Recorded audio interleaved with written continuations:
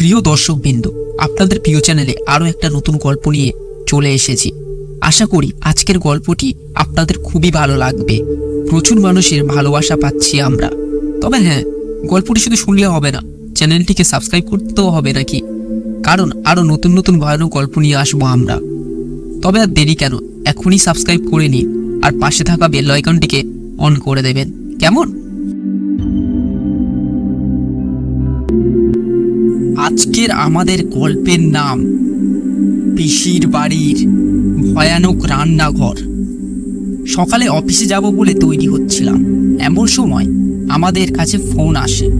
অনেকদিন পর পিসি ফোন করেছে। পিসির খুব শরীর খারাপ, আমাদের যেতে হবে।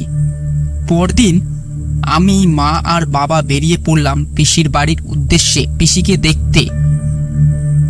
পৌঁছাতে অবশ্যই আমাদের বিকাল হয়ে গিয়েছিল।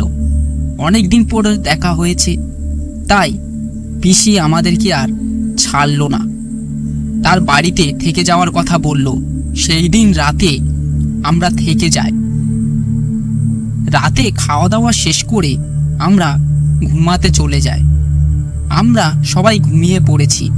বেশ খানিকক্ষণ ঘুমানোর পর আমার ঘুমটা ভেঙে যায়।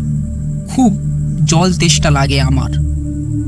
জল কোথায় রাখা রয়েছে তা আমরা জানি, পিসির রান্নাঘরের মধ্যে।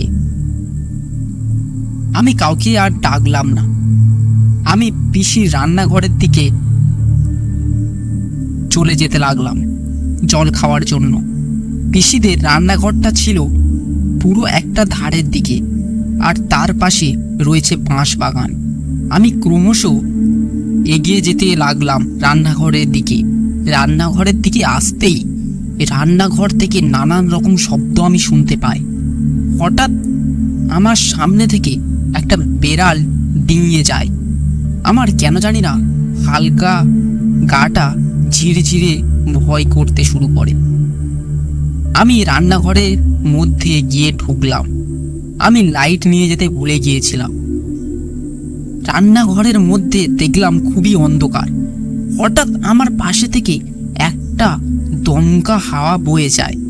আমার এবার খুবই ভয় লাগছে। তারপর কোনো রকমে আমি জলটা খাই। জল খাওয়া শেষ করে আমি ঘুরে ঘরের দিকে আসতে যাব, এমন সময় আমার সামনে আমি যা দেখলাম, আমার শরীরে কাঁটা দিয়ে ওঠার মতো একটা অমানবিক চেহারা ঘুমটা দিয়ে বসে রয়েছে। তার মুখটা বোঝা যাচ্ছে না। হঠাৎ ঘোমটাটা অলৌকিক হাওয়াতে খুলে যায়। দেখলাম একটা খসা মাংসহীন একটা কঙ্কাল। আমি তা দেখে আর সহ্য করতে পারি না। আমার মাথাটা ঘুরে যায় আর আমি অজ্ঞান হয়ে পড়ে যাই। পরদিন সকালে জ্ঞান ফিরে দেখলাম বাড়ির সবাই আমার পাশে বসে রয়েছে। আমি বাড়ির সবাইকে কথাগুলো বললাম, কিন্তু কেউ আমার কথা বিশ্বাস করে না।